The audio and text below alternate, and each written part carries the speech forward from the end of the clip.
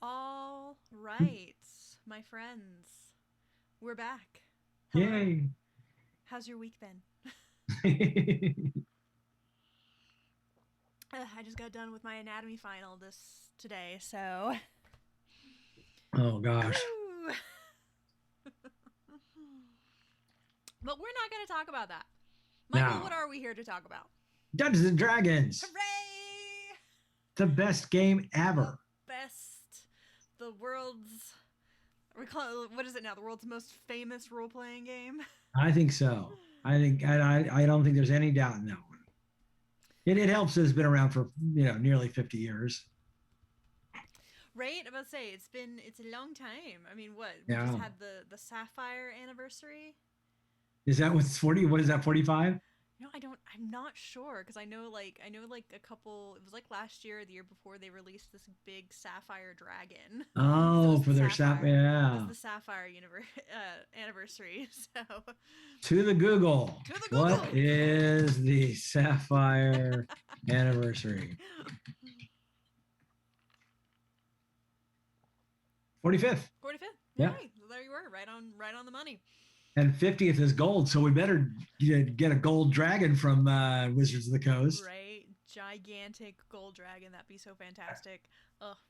I mean, and you know me, I posted in the Red Dirt chat not too long ago about I saw a really great Icons of the Realm Eberron Sky Coach that I'm Oh yeah. salivating. I'm salivating over.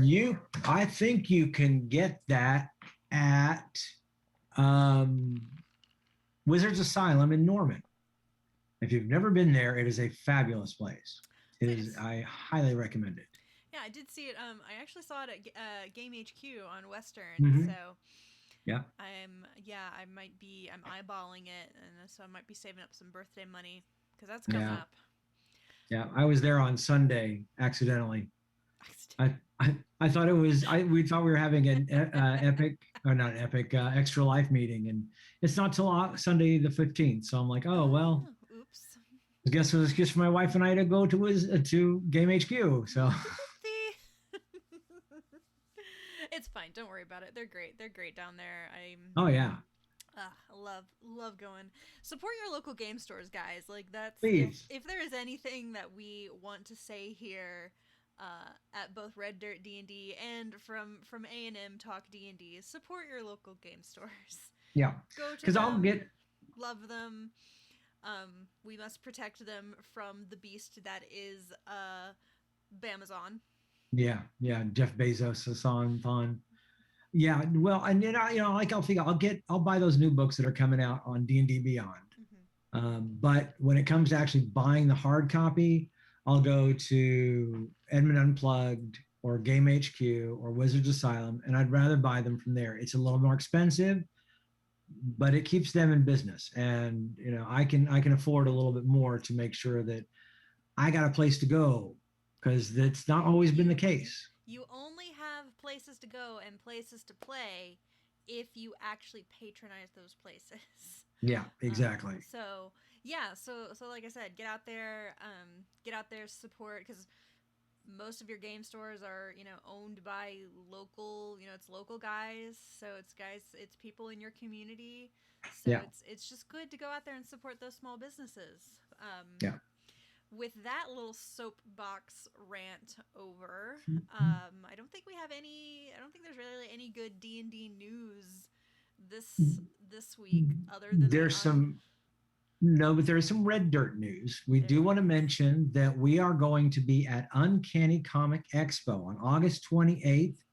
It's at the Grand Casino Hotel in Shawnee, and we are going to be there all day. We're going to have our table set out. Ash has got, I know you're going to do DM class. mm-hmm.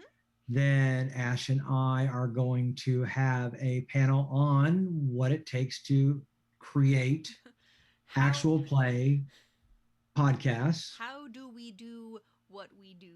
Yeah. And then we're going to be there to answer your questions. So, what we're asking you to do is just show up. And I know that on August 15th, I believe it is, I have an interview with the organizers for Okie Geek Podcast. So, be on the lookout for that as well. So, we'll have all the news that goes. Just basically look over the 28th of August on your calendar, cross off everything. Just tell you if you've got a family member's got a birthday, just tell them too bad.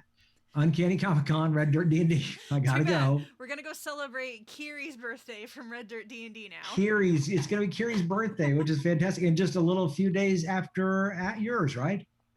Yes, mine is the 22nd, so mine is that Sunday, and then we're going to Uncanny that Saturday. So I'll probably just hold off on birthday stuff until the 28th, and then Kiri and I can have our own little cake, and it'll be great. Yeah, and I think I think it's only from 10 to 6 is the day. So afterward, we'll have to go down to a local Shawnee bar and have a couple drinks. Yeah. Oh yeah, we'll go get some shots. Yeah, so all y'all in Shawnee, you got to let us know where the good place to go is. Oh, let's say so in the chat, Northern Okie is yes, definitely we absolutely support local. We also have a new looks like a new place. So New World Are they really? New World Comics at 63rd and Meridian in they are going to be carrying roleplay RPG stuff. That's exciting. Wow, of course I've been into going to New World Comics for years. That used to be my hood. I used to live on 66th and MacArthur, and right next door to New World Comics is a place that used to be a Pizza Hut that I used to work at back when I was younger. And my funny story about that, finding out the forbidden Michael lore. My funny story about that is I actually told my managers at that time, this is in the late 80s, I said, What's really big right now is pizza delivery. And the manager actually said, Pizza Hut will never deliver. That's the bosses have already said it. Pizza Hut will never be a delivery service. No, whatever. If I'd invested, I would have made so much money by now. Whatever, man. You're behind the Yeah, times. it's like catch up, man. Catch up, man. It's 1988. But yes, New World Comics. I love the place. Buck is a fabulous guy. They just finished the New World Comic Con, which my wife and I went to on Saturday. And so if they're carrying RPG stuff, I am going to have to go down there. Plus, I still have to get, is it episode, I need to get number 9 of my Sandman graphic novel or Sandman trade paperback. So I got the full collection except for number 9. So that's where I always get it every year. I always got it on Free Comic Book Day, but they haven't really done Free Comic Book Day in a while. So they're going to have it, I guess, on August 15th. So make sure and go to your local comic book store on August 15th when they have Free Comic Book Day. It's awesome. And New World Comics is great. Unfortunately, they won't be able to do the 48-hour thing that they've been doing usually because Buck's worn out from doing a con. So yes, I would expect so. That's one of the things that we don't often talk about in the geek circles is just exactly how much energy it takes to put on a con. yeah. I'm notorious because I actually run admin stuff for SoonerCon's D&D stuff. And I get to a point about because I've already been working throughout the previous months to get everything organized anyway. So it's as soon as I get to the con, I'm already tired. But I'm running on caffeine and a little bit of liquor sometimes, just because that's you do what you do to get by. But I get to a point where I start looking at my DMs and I'm like, okay, I love you guys, but if you don't have a problem, get out of my face because I can't. I can't people right now.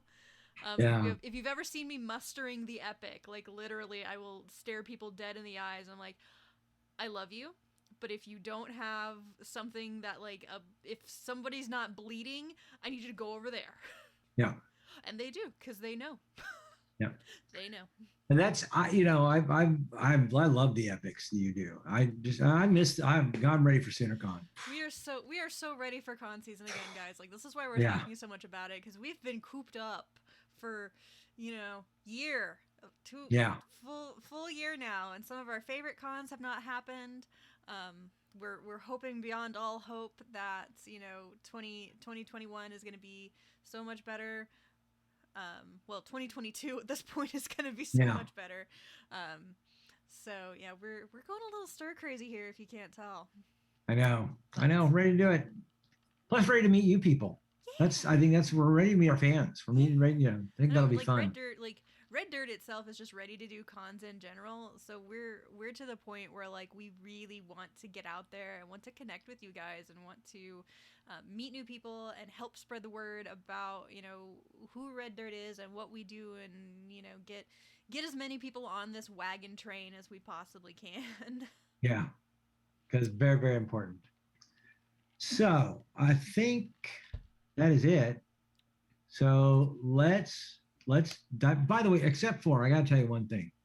A couple weeks ago, you mentioned that we should try our hand at making our own classes. You remember that? It's D&D. It's definitely. I mean, it's definitely been something that it's on my to-do list. Just to let you know, it's been in the back of my brain, and I'm starting to put something together. So just maybe later, I'm just letting you know. I have actually been thinking about it, and so anyway, we need to talk because I know I've been promising DM classes on our Patreon, and we need to get those started. Because I love my patrons, and I have thoughts and feelings about teaching people really in-depth ins and outs of various D&D stuff. So, but we'll talk. You and I will meet up after the stream, and we'll talk a little more about that. And then you guys will you'll get to see the fruits of our labor eventually. Yeah. But for now, where did we leave off? Do you remember? Let's talk about this. Let's talk talk about my girlfriend. I love that cover. She's beautiful. I love her. I distinctly remember when this cover, like this design was released, I was like, my lesbian crush intensified. Um, I have a lot of those, by the way.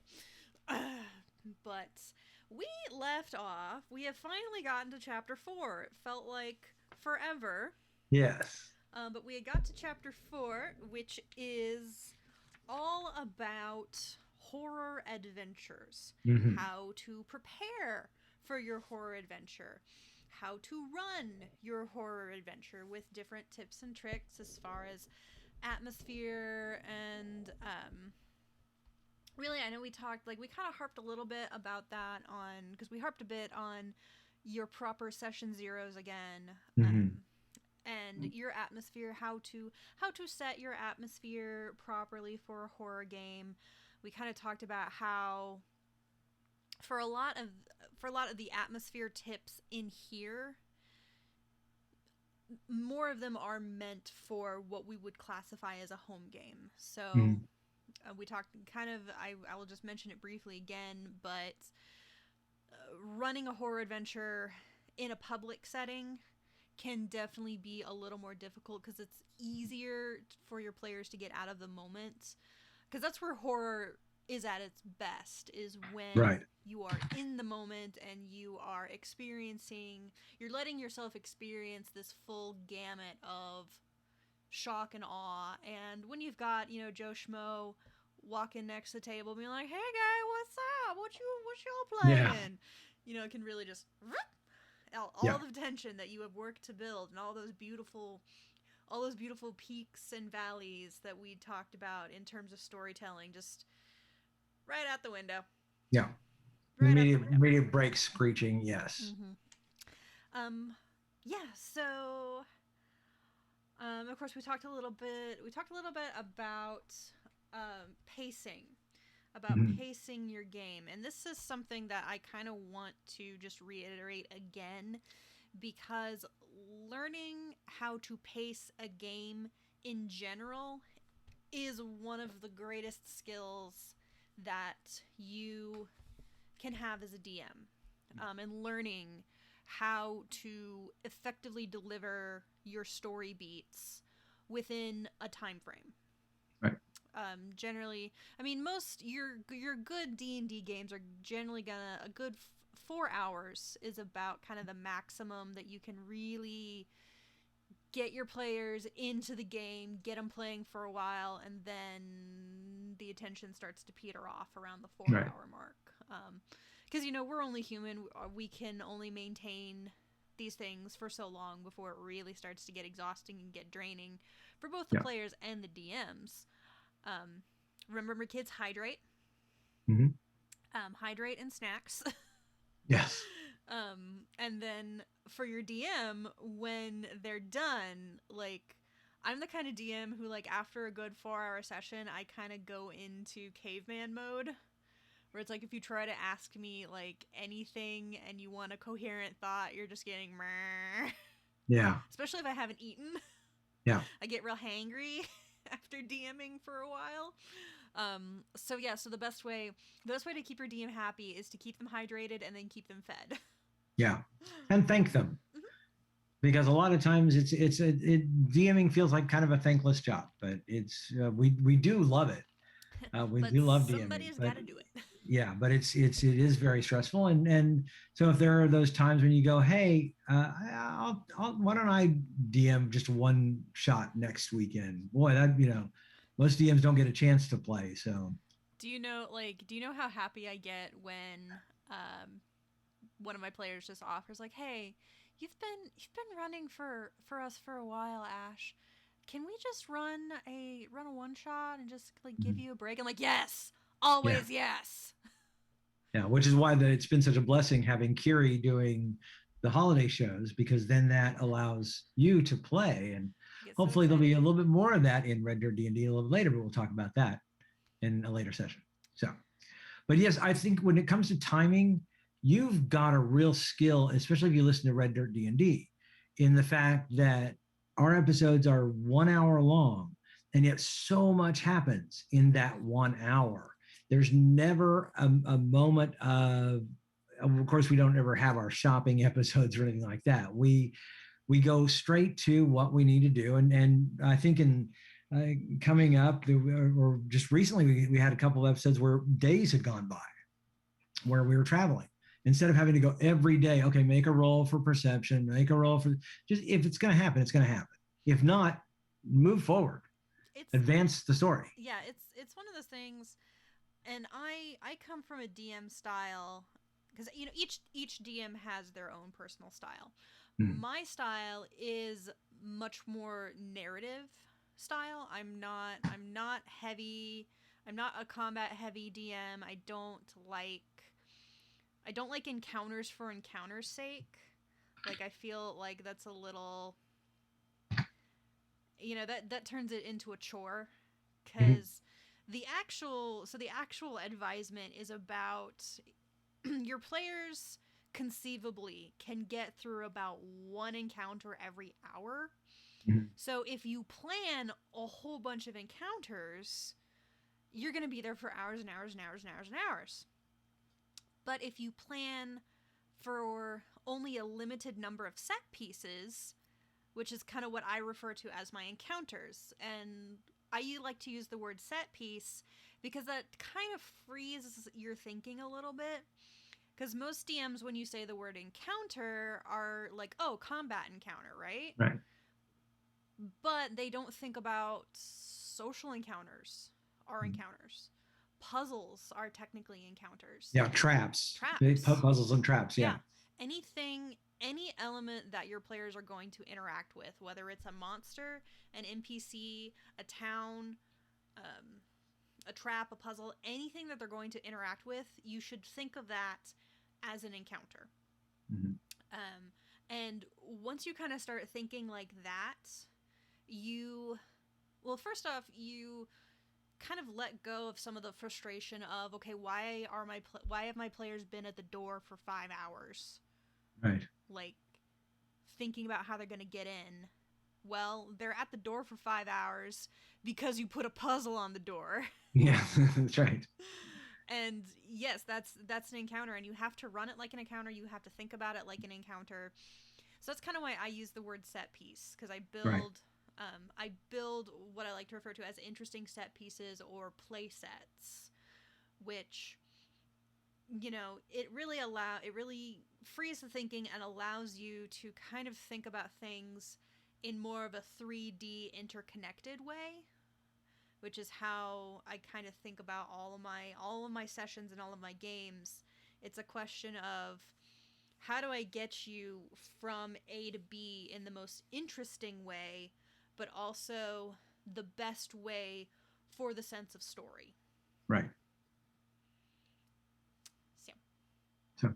So, one of the interesting part is it talks about encouraging players to split the party, which is usually a no-no. Um, although, if you guys are out there and you do like podcasts on D&D, I highly recommend the Dungeon Masters Dojo. They are having a whole series on splitting the party, when to do it, when not to do it, why to do it, why not to do it, and it's actually really good. But I was kind of curious as to your thoughts in this one, when it talks about the idea of splitting the party. What are your thoughts on that? I so in horror games, yes. And the reason I say this is because of course one of the best things in horror is when you get that the one person who walks into the wrong room Mhm. where the villain of the piece is, and they're having to fight and struggle, and their friends can potentially hear the conflict and then run to the rescue, and then you have this really beautiful moment. Or the lone person manages to fight the thing off and like runs back to their friends and is like, holy crap, guys, guess what just happened to me. And it really, because one of the things about good horror is that there is a lot of isolation in good horror, and a lot of kind of quick going back and forth with the juxtaposition of the calm scene versus the high octane scene, and they're literally like right next to each other, and you're screaming at the screen, turn around, turn around, turn around, Yeah. because they haven't noticed the threat yet. But I found splitting the party in situations like this to be it's very effective, Mhm. and it can just be great to again just kind of let the characters wander as they will, and then let them face the consequences of that. Right. So It also talks about ending on cliffhangers, which I think is a Red Dirt specialty, because you're so good at ending our episodes on these, especially when we were dealing with combat. I think our very first time we fought against the goblins, we ended on a cliffhanger, and I was like, "What? we got to finish the what? No!" And since then, it has become almost a regular thing that we do that, and I love doing it because one thing, it makes for good radio, but it also makes for a good D&D game. mm-hmm. Yeah, cliffhangers are one of those things. It's definitely become one of my signatures on Red Dirt. Like, I didn't realize I was such a cliffhanger person until we started doing Red Dirt, and 9 times out of 10 it's not even planned. It just kind of naturally Mm-hmm. happens where we get to a really good stopping point, and then just I as the DM figure out some fun way to basically end us off in a way that makes you want to come back for more. And that's just good storytelling right there. Is just Right. you always want to leave them wanting more. Yeah. If if and especially if you're doing an overarching storyline. Now, obviously, if you're doing more bottled adventures, where it's like, okay, this week we're just doing this adventure, and then next week we're going to be somewhere completely different, doing something Right. completely different, that's fine to wrap things up. But Yeah. if you really are going for an overarching storyline and you're going to be there for a couple of sessions, then don't be afraid to just leave them hanging. Have the big bad show up, but then you can't fight him immediately because, oh, sorry guys, session's over. Yeah. Yeah. They'll want to come back for the next one. They're gonna want to come back and be present in the moment and be rip roaring ready to go. Mhm. It won't be that whole, because I do think that helps eliminate a lot of the sluggish kind of, okay, we're coming to the table, here's my character sheet and here's my dice, and oh, how are Mhm. you doing this week? Like, everyone comes in high energy, ready to go, because they're all like, okay, yeah, this is the week we're gonna fight Strahd, and Yeah. we're gonna kick his butt, and it's gonna be awesome. Everyone's pumped, everyone's ready to go. Yeah, the physician comes back and exclaims, darkness has been released. And I'm so sorry, Ginger Halfling, but whenever you start rambling on about the darkness in our holiday specials, unfortunately, all I can think of is Kingdom Hearts. So, Oh. because that's their whole thing, is we're fighting the darkness. It's the darkness in our hearts that we must expunge. But no, yeah, figure out those those moments. Mhm. Figure out what is going to get your players, you know, figure out the thing that's going to make them go, "What?" at the Yeah. end of the session, and then be completely pumped to come in next week and, Right. be rip roaring, ready to go. So, So when we talk about describing horror, it's, of course, used in the movies all the time. There's music, there's mood. One of the things I think is always fascinating about horror, or any movie, actually, any movie film, is there is lead up of music. A person doesn't just get electrocuted, for mm-hmm. example. There's the camera focuses on that loose wire, and the music builds, and they focuses on the puddle of water that the person is stepping in. So it lets the audience know that something is going to happen. Now, you don't want to give it all away to your players, but it builds that suspense so that you know it's coming. Later on, we'll talk about some of the horror monsters where it says to make sure that you are spreading rumors about this monster. We've talked about the Dark Lord. The Dark Lord is omnipresent, even though he's not necessary, he or she or they are not in the room particular. You can feel their presence. Their aura is all about the place. And that's really what this has got to be. That sets the mood. And that is what you've got to add to your horror as well. Allow that to just seep into everything that you're doing, whether it's sights, whether it's sounds, whether it's smells. That should be all very much a part of how you're telling the story. And that's another thing too for me is you should be using foreshadowing in Yes. your D&D adventures. You should be using, all of these good storytelling techniques should be part of your toolkit. Kind of one of the things that, like, a lot of DMs DMs will talk about is the listening to your paranoid players. Yes. Those are the best. Some of the best. Your players sometimes are coming up with some of the best theories.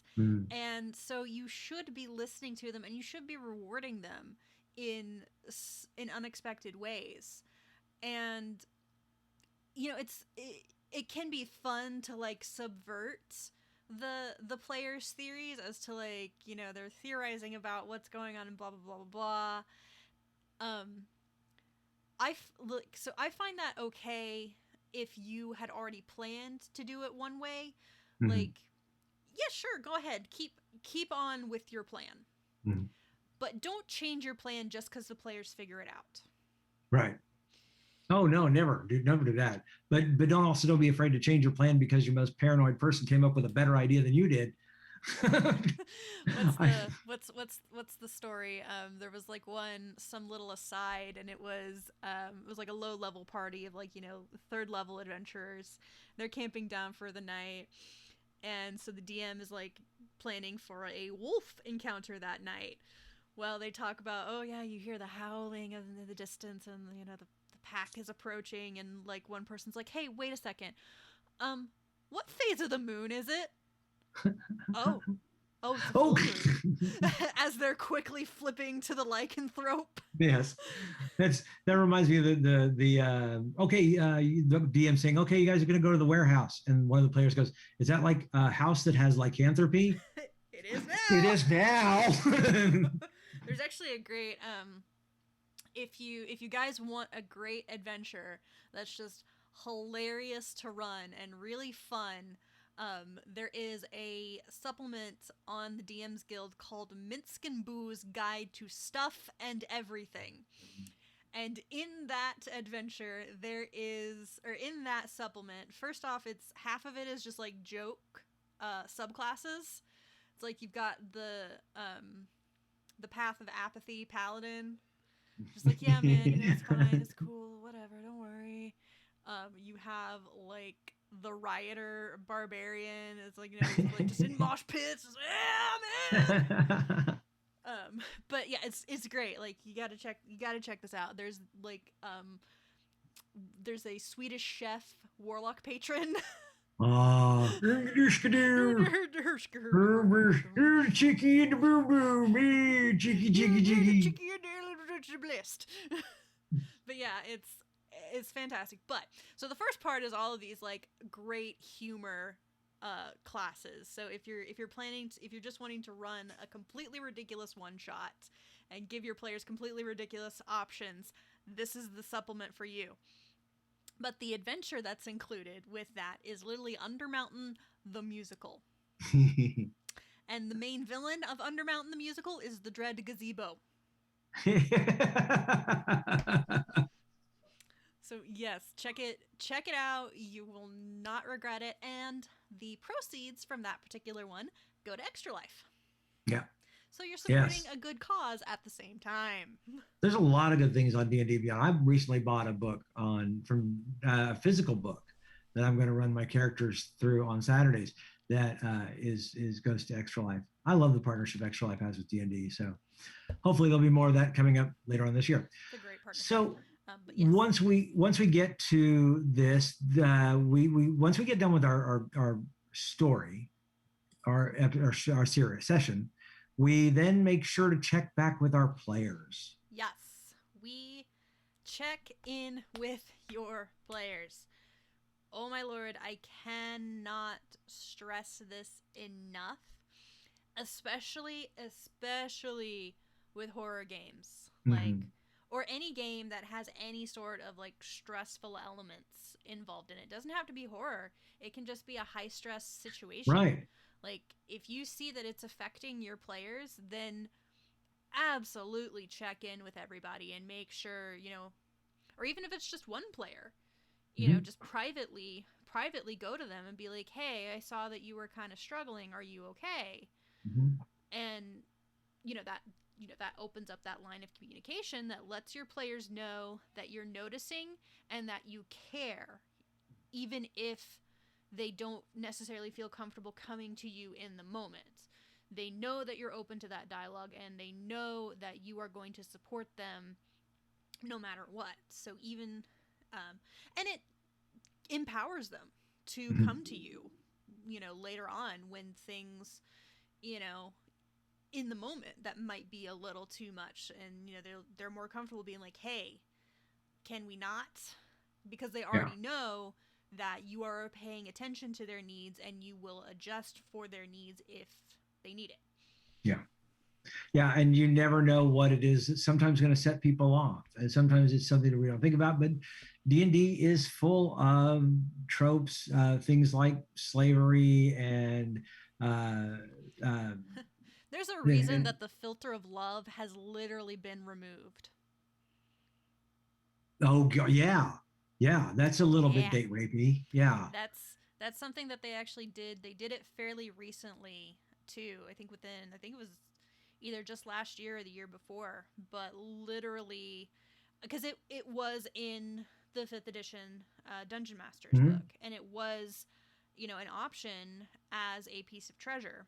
But after after the community kind of came forward, and kind of during like the real big push of like Me Too, Mm-hmm. they said, what, this item in and of itself is very problematic, Mm-hmm. even though it's a classic item that's been in Mm-hmm. the game since forever. It's time to remove it. Right. So Which is good. Then again, that means that Wizards of the Coast is listening, which is not I always the case in your big businesses, and yet no. they really are. So I also literally like went into my, because I have a older Dungeon Master's guide. I did go in and like put like washi tape over the filter of love, just because like, mm, nope, this doesn't exist anymore. It's not here. yeah, that's very good. Also, another big thing is not letting one player hog the spotlight. It's so, and I one of the things I've been out. I've always kind of had a problem with making someone do things. Charisma is a really big one. Making someone, okay, instead of having them do a charisma check, you, okay, what do you say, what do you do, which sounds good unless you've got that very introverted person, and we do charisma checks backwards. We see, so I'm going to go talk to the king, and I'm going to persuade him to do that, and the DM says, okay, well, how do you persuade him? And all I want to do is go, I just want to roll a die and just let my persuade. You wouldn't, if I was going to do a strength check, you wouldn't go ask me to pick up a table. You would just say roll the strength check. Right. It's for yeah. I mean, definitely for me, I definitely like to see the number before I ask you, like, what do you say? Because like you get those really eloquent players who give you this beautiful speech, And then and they roll then a they one. fumble the roll. Yeah. I actually just saw a TikTok that was hilarious, and it was like new D&D player versus old D&D player. New D&D player, was like, "Oh yeah, I wanna persuade the guard," and the DM's like, "Okay, roll. Go ahead and roll it. Rolls it. Oh, hey, natural 20. Yeah. You convince the guard to look the other way, and as you guys get into the castle or whatever. Versus old D&D player who gives this very beautiful eloquent speech about like he's gonna try to like subtly like, oh yeah, you're a guard, your job is very important, protecting the castle and all that. How much do they pay you for that job? Well, 2 silver a day. Oh man, so important, so important. I slip him 10 gold as a bribe. Okay, roll with advantage. Rolls 2 nat ones. The party ends up getting arrested for bribery. Yeah. Yeah, so it's one of those things that like it definitely can be rewarding to if you have an eloquent player to like, okay, yeah, I'll give you advantage on the persuasion roll because you word good. Mm-hmm. Versus, but if you've got a player who doesn't play, and there's so many introverted people out there who don't, and putting them on the spot is not the way to make it introverted. And you want your introverted player to play a bard. You want them to play the paladin, but if you try to put them on the spot, if they feel uncomfortable, they'll just end up playing the rogue, not the charisma rogue, just the thief rogue, not a swashbuckler, just or the wizard in the background, because you've put them on the spot. So just read your players, let some of them take the spotlight if they can, but then pull that spotlight off of those, because you also don't want to have the introverted players feel like, well, I can't say anything because Johnny. No, I don't want to say Johnny because I don't want to say like. I'm not saying Johnny because Tom. Because Tom doesn't want to. Just keeps on talking and talking and talking. So make sure you include other people. You don't have to include them by saying, well, what do you say or how do you do?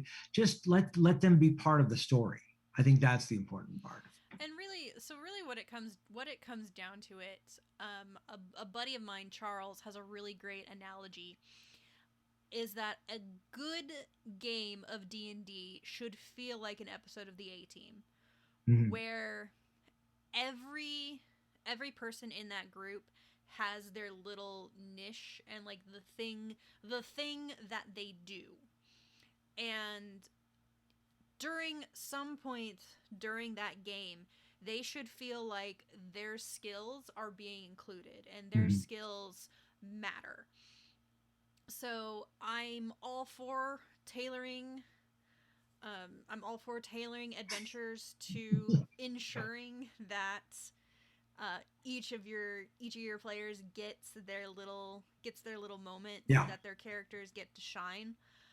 Or again, if it's a longer campaign, like what I'm doing with Red Dirt D&D, it's like each of you technically gets you all get like a little mini arc of, right. Like I've talked to you all, I've gotten like your backstories, so I've been trying to work on getting each of you around to a point where it makes sense for your backstory to come in. Right. Whether that's, Zonimus and Wiley's turbulent relationship, whether that's, spoilers, but Gideon has some good character work coming up that I'm so excited about. So it's like our stuff with Gideon, or like the whole with Poppy and the T and Poppy and the T Mafia. Poppy. Yeah. I promise Mokrins is coming. I just yes. The quest marker is there. But and again it hasn't, we haven't aired it on Red Dirt D&D yet, but there is a battle that's coming up in the next couple of weeks where we watch, when we first started together, you were doing, Poppy was doing this and Gideon was doing this and Zonimus was doing this. No one was really clicking. Whoa. This battle, we're getting to the point now where we go, okay, you do this, you do this, you do this, you do this, and it just everyone clicks, and it's beautiful. So when you're running your games, your players are going to start gelling. Don't expect it right off the bat. But if you mold it, if you allow each one of the players to have their moment in the spotlight during combat, or actually during set pieces is better. during your set pieces, then everybody becomes a part. Now, maybe everyone can't be the charismatic person, but maybe you've got your wizard in the back or your sorcerer who's doing a subtle spell, so that no one's noticing what they're doing. Maybe maybe you've got your rogue sneaking in the back.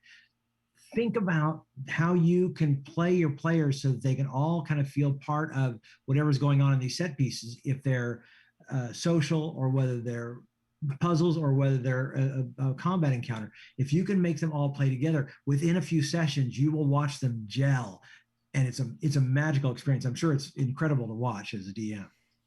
It's so much fun when everyone's finally coming together and everyone's figured out, their piece in the song, Mm-hmm. and now, you basically just kind of get to sit back and like let everyone do their thing, let everyone strategize, and it's like immediately what's going to happen, who's going to charge forward, who's going Mm-hmm. to hang back, who's going to be your wild cards. Like, you never know Right. exactly what they're going to do, but it's going to be amazing.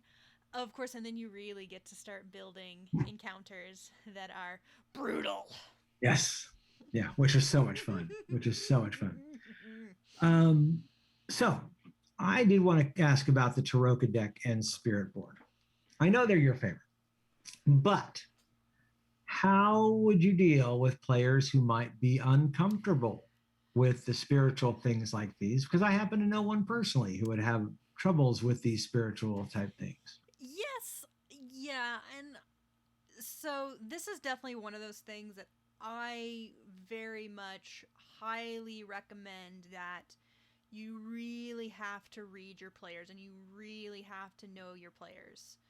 Because obviously there are some people who are completely comfortable with it and don't care, and oh, it's all in good fun, and then there's some people for whom this is a big deal, and this is really where listening to your players and being willing to make some sacrifices for your players really really comes into effect, Mm.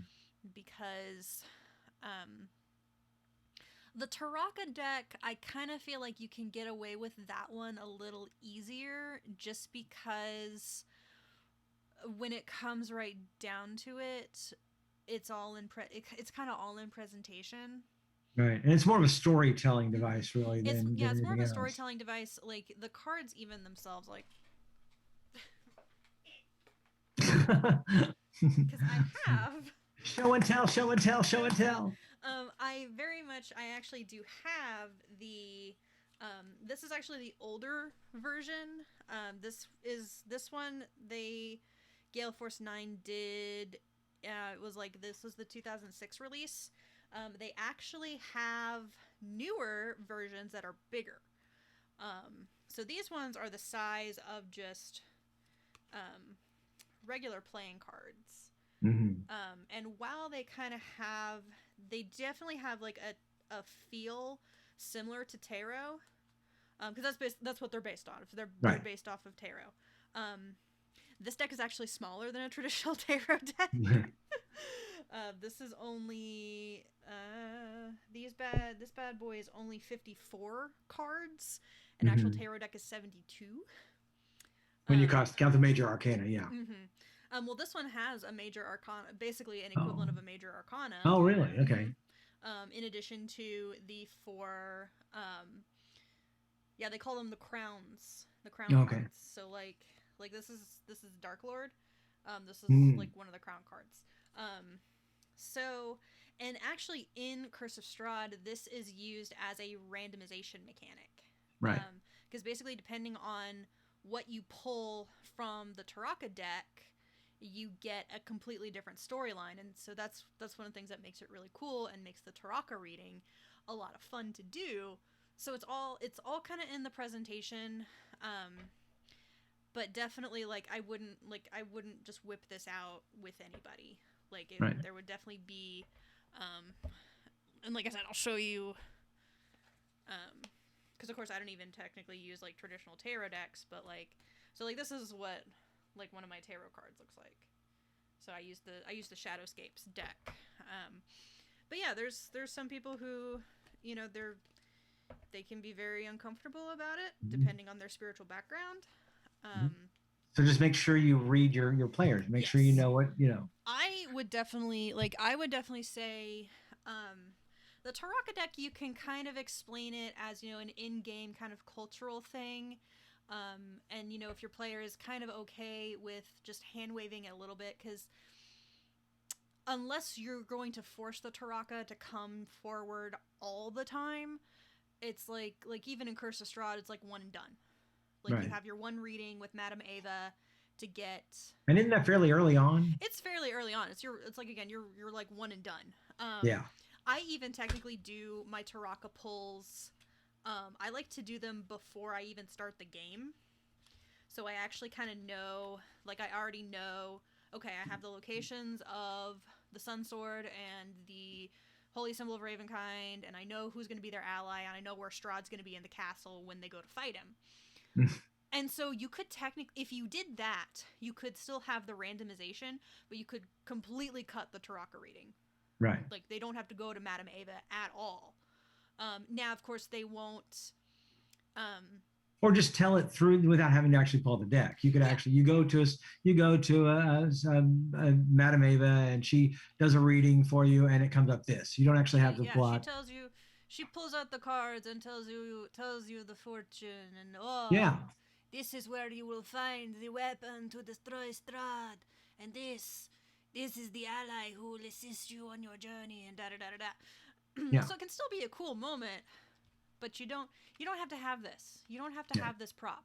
It's cool. It's fun and it's awesome, It's but it's fun, yeah, and you don't need it. there actually is a little game called Prophet's Gambit that Oh really? is included with the Taraka deck. But yeah, you may or may not have players who are uncomfortable with it. Yeah. I would definitely say be much more cautious with the spirit board. Yes. Mostly because spirit boards are a hot button topic, even among people like myself. Yeah. Because I am definitely very much on very eclectic spiritual paths. We'll just leave it at that. Even my people are like, if you're messing around with a spirit board, you better know what you're doing. Yeah. Because doors open from both directions. Doors open from both sides. Always say goodbye, kids. Yeah. Follow the rules. But yeah, so I would definitely be much more cautious with the spirit board, and I have a feeling that more people would be a little more when it comes to that particular prop. Yeah, that's the one I was actually thinking more of than anything else. Yeah. Yeah, that one. I like the concept and I like the idea, mostly because I did have a character one time do a séance in the death house. No. Oh. But his whole thing was like he laid out like pieces of paper with like letters on it, and they had like a shot glass. Mm-hmm. So it was very DIY, very very quick and very dirty. And then of course the barbarian ended up ruining it, as barbarians do. But yeah, like the spirit board, and I'm glad that they haven't put out like an official licensed prop. Yeah. Because again, that's very it's very hot button, even though technically, Hasbro does own the copyrights to For the Ouija board. Yeah. Which is also why we don't call it a Ouija board, because that's a copyrighted name. We always call them spirit boards. Right. little fun fact there for you. It's like Velcro. It's a brand That's right. name. That's yes. I was watching a show the other day, and they said they had the Oreos, but she called them little chocolate sandwich cookies. The sandwich cookies. Yeah. Because you don't want to call them Oreos. Can't call them Oreos. Yeah. No free advertising.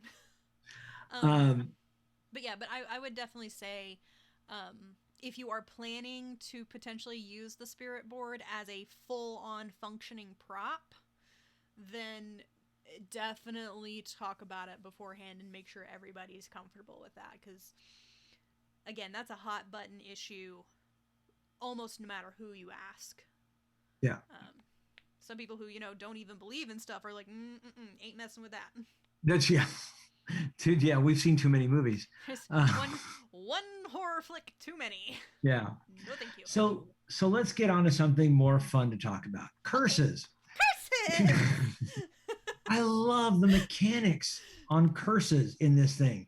the mechanics of curses is so well thought out. And I'm trying to get to this in my book now. About how it works. You've got your, you got your setup, you've got, what happens and then how you break it. No, no, You no, know, no, no, no. We gotta actually talk about this like as it actually is because it's so metal. You have your pronouncement, where you yes, the pronounce pronouncement. the threat, the thing that you have done, what which has gotten you cursed. Um, Or the sign on the tomb that says, if you enter here, you will be, yes. if you pass this point, you shall be eaten by a lion, a hippo, and a crocodile. Um, then you have the burden of the Yes. curse, the thing that the curse forces you to do, and the problem that arises because you are cursed. Yeah. And then, of course, the resolution, the thing what you must do to break the curse. And that is fantastic. I've Which, I've never seen this anywhere, and I love the idea of this. And of course, I love the some of the burdens. The victim gains 3 levels of exhaustion. Holy cow! That's near deadly to just drop 3 levels of exhaustion on somebody. Any exhaustion is a bad thing, and to automatically put them at 3 levels, I think that's half movement. oh, That's I mean, that's disadvantage on all attack rolls, saving throws, yeah. ability checks. I can't remember what level. I think like level 1 is just like That's disadvantage on same that ability done checks. skills. Yeah, Yeah, it's just skills. just uh, just skills. And then like level 2 is when you really start getting into some dodgy territory, and then Yeah. yeah, it's bad. It's Yeah, and bad. it should be. It should be. Whenever you're cursed, it should be a bad thing because you'll want to. The idea is you want your characters to try to resolve it in some way. So it's a great again, great mechanic, great idea, and this I think curses could go in any game, not just horror. Oh yeah. Curses Oh would no. work well in Tomb of Annihilation. Oh yeah. I mean, you go Get down to your Chilton, you could find those left and right. you upset some little hedge witch, and Yeah, like you tick off the wrong hag. Curse for you. yeah. Although So I did have to laugh at one of their sample resolutions, because I'm a '90s kid, right? So literally on their sample resolution, it's accomplishing a seemingly impossible task, such as raising a castle above the clouds. That's a Gargoyles reference. Wizards, yes, I see you. I see you. I love it. You are acknowledging the best series of the '90s. Greatest animated series. Oh, Greatest so thing. good. Disney. Real, real talk here. Like, come down to my level. Like, please, reboot. Yeah. Except for make sure don't reboot, just do a sequel. Just continue the series. Get Greg. Greg.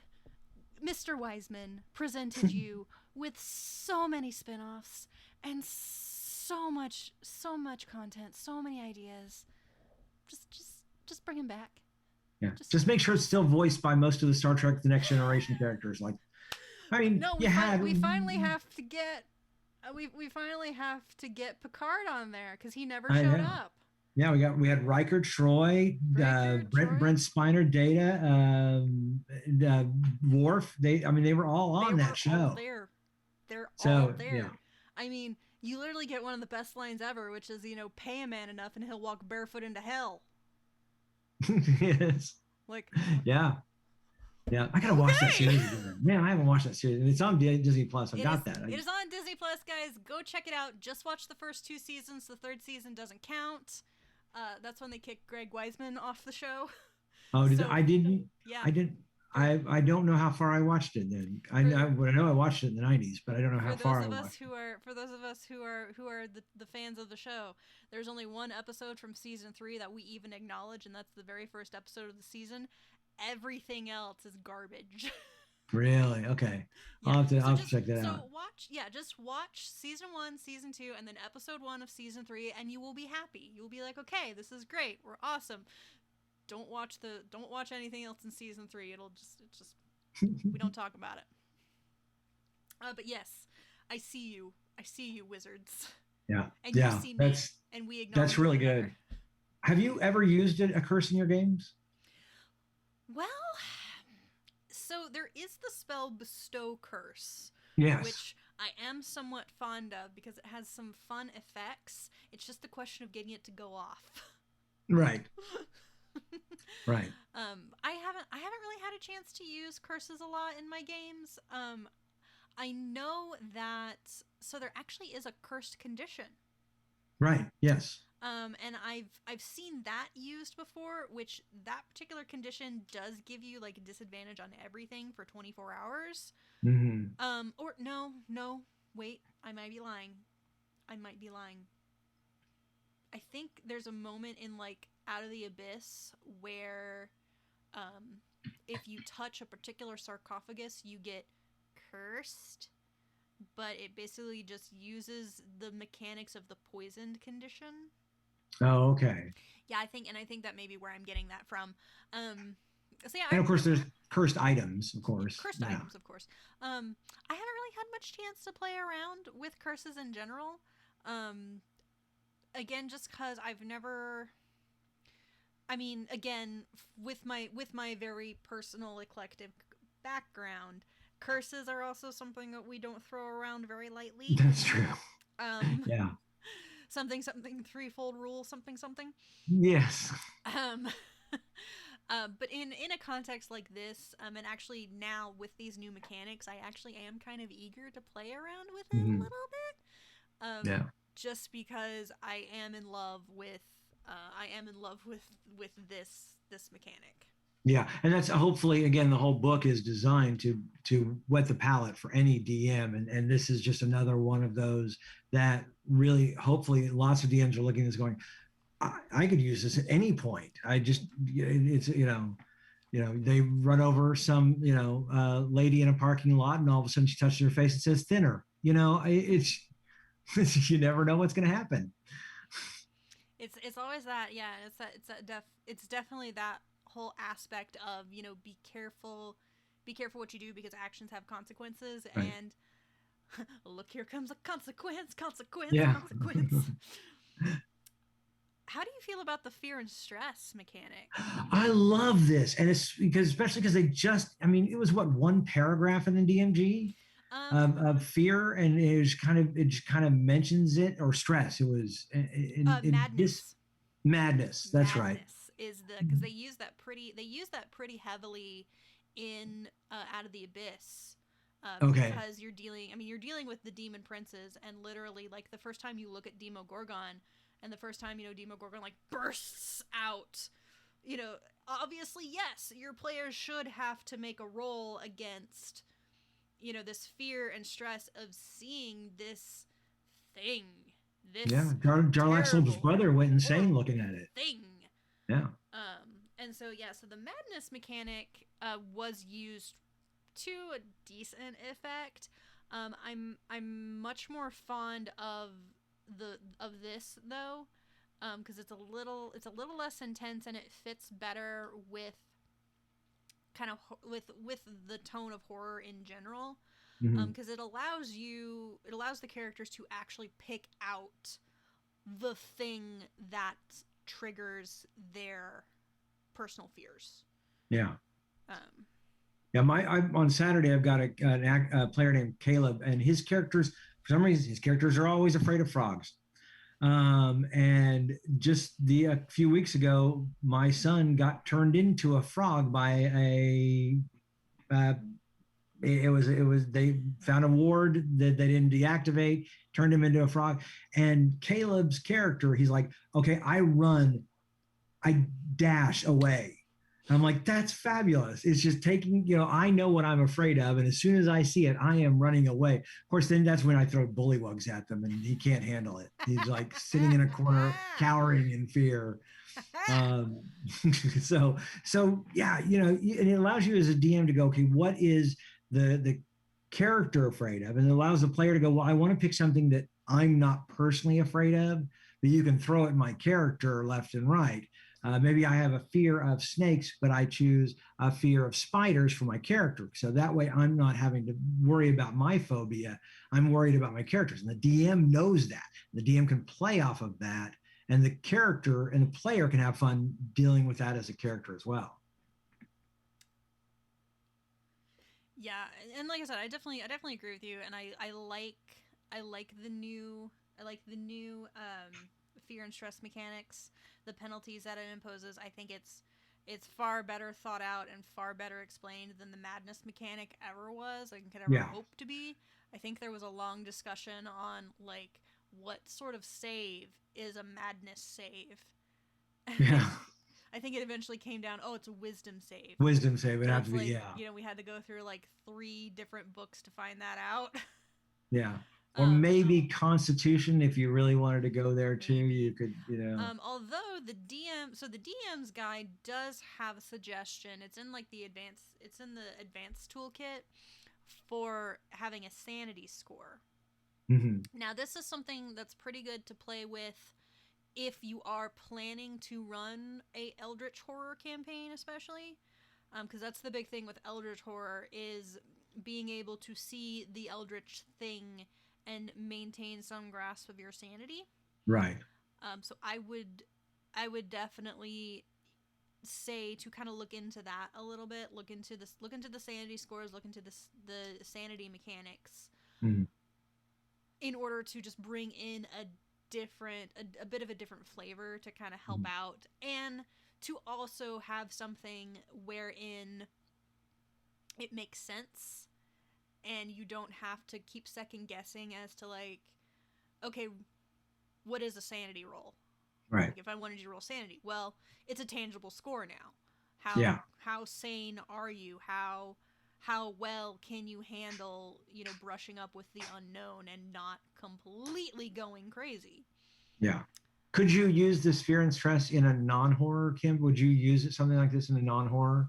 Because really, fear and stress, let's talk about it. Our adventurers, whether they're in a horror campaign or not, if they're going into the Right. Underdark, for example, and there's dark mantles getting ready to crush your head, fear and stress is a real thing.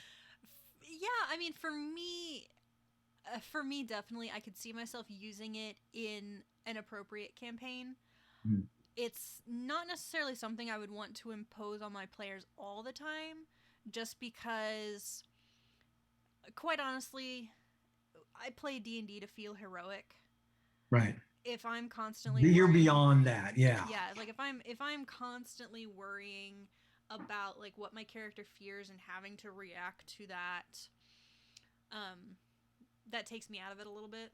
Mhm. So um, I do have a thing where I tend to play overly confident characters Yeah. to the point where I tend to get myself killed because I think I'm a tank, but really I'm a DPS.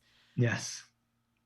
That happens to me all the time. It's fine. Don't worry That's about that's how I play all my paladins. it. It's like I'm supposed to be a tank, I want to be a tank, but no, I'm a DPS. I'm a glass cannon. Um, so yeah, so like for me, yeah, for me, I just don't feel um I don't feel a need to have it in most of my campaigns, but if I did want to run something a little more realistic, or a Mhm. little more,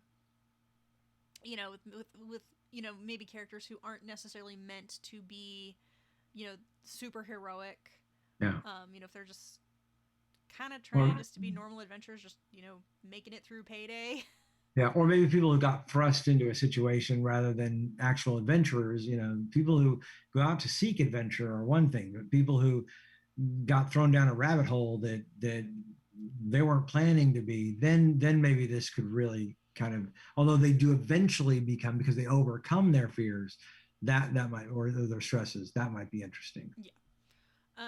I think honestly, like I think for me the stress mechanic might, because I think the stress mechanic is also a little different from the fear mechanic itself. The Mhm. stress mechanic I can see myself using, especially if I am running one of those more, I hate to use the word realistic because it's not really realistic. It's more survival. Yeah. Like if I'm basically making you play survival mode where it's like the beginning of Out of the Abyss, where technically you can start that game no gear, no armor, no Right. nothing, Aren't dropped you in right in the prison? Underdark. Yeah, you literally start in prison. It's a very Bethesda start. Yeah. Um, so that one I think I would enjoy with the right players. I would enjoy introducing Yeah. the stress mechanic. And any of these, you really want to make sure that, again, you want to make sure you got the right players. You know, if you want to do where people are washed up on a deserted island with nothing on them at all, you know, make sure you check with them, make sure this works for them, because yeah, I think you could do the stress there, or if they have. If there's a situation where there's a time mechanism, they have to get something done by a certain amount of time. You Yeah. know, that's really fun to introduce this stress Yeah. mechanic. But Some again, make people sure your players are cool with it. yeah. You know, Some people find that kind of play style a lot of fun and they find it to be, a great challenge, and then there's people like me who I don't want to track resources. I I know. don't I don't want to worry about the food and water. But as a DM, I'm an old school DM, and you're supposed to, and encumbrance and all that stuff. But Mike, I don't wanna. You sound like my Saturday group. I just I just play a druid and I give up one spell slot every day for create food and water. So No, you know what's even better? See, I was worried about food and in my Saturday group, and I was like, I'm gonna put this mechanic in and everything, and my druid goes good berry, and I'm like, everybody got rid of their rations immediately because you need one. So he has one spell slot. He makes good berries for everybody. Take one, you got food for the day. I'm like, darn it. one small bite does not fulfill the stomach of a full-grown man. How many did you have? Four. Yeah, it's just one of those things that there are so many mechanics in D&D, especially 5th edition, to get around the what I sometimes like to refer to as the survival question. Right. So yeah, it's just again, if your players are into it and if that's what they really want to do and they really want to get into the because especially there's a lot of really fun exploration mechanics in the exploration section that talk about the things you can do while you're walking. Yeah. Yeah. The map making or the scavenging and the hunting and the blah blah blah and the so on and so forth. Again, it's one thing if that's what your players want to do, and if you want to do a blow by blow, day by day, survival type thing. If that's your jam, yeah, go for it. And you can still. You're right. There are even if you're doing that, there are still ways around it. I mean, ways around like the food issues and having to go hunt for your food. Because again, just good berry, boom, everyone's fine. And if it's a jungle, you've probably got water everywhere. So now if it's a desert, you've got water everywhere, but you got to worry about the quality of the water, Mike. That's true. Montezuma's revenge. Yes. Taking down many a party. Well, but hopefully in a jungle you can find the running water. Don't ever drink the stale water. Don't. But yeah, there's ways around. And also, of course, you're right. You can also create food and water as a spell. And since if you've got a druid or cleric, they can do that once a day. As long as they're willing to sacrifice the spell slot, you're good to go. Yeah. It's only first level, right? So something like that. It's either a first level. Yeah. Carrie, how ginger halfling? What is it create with food and water? Do you remember what it is? Is a first level spell? I think it's a first level spell. I think it's a first level because it's one of those. It's pretty low on the totem pole. Yeah. And then of course you can get first level. Yeah. Yeah. Confirmation from Ginger Halfling first level spell. Yeah. And that's of course again we got that water bottle, which again great thing to have. Endless water, sure. Decanter of endless water. It's one of those magic items that for some people it might just be something dumb. But I love the idea of the decanter of endless water. That's one of Oh, my okay. favorite magic items. That one and the alchemy jug. Yeah. I don't know if you've ever looked at the alchemy jug, but that one's a lot of fun. Oh yeah. Well, anything that gets you 2 gallons of mayonnaise is always if I'm always a two, fan of. 2 gallons of mayonnaise and a great time. I think they should update it to like you also get 2 gallons of ranch.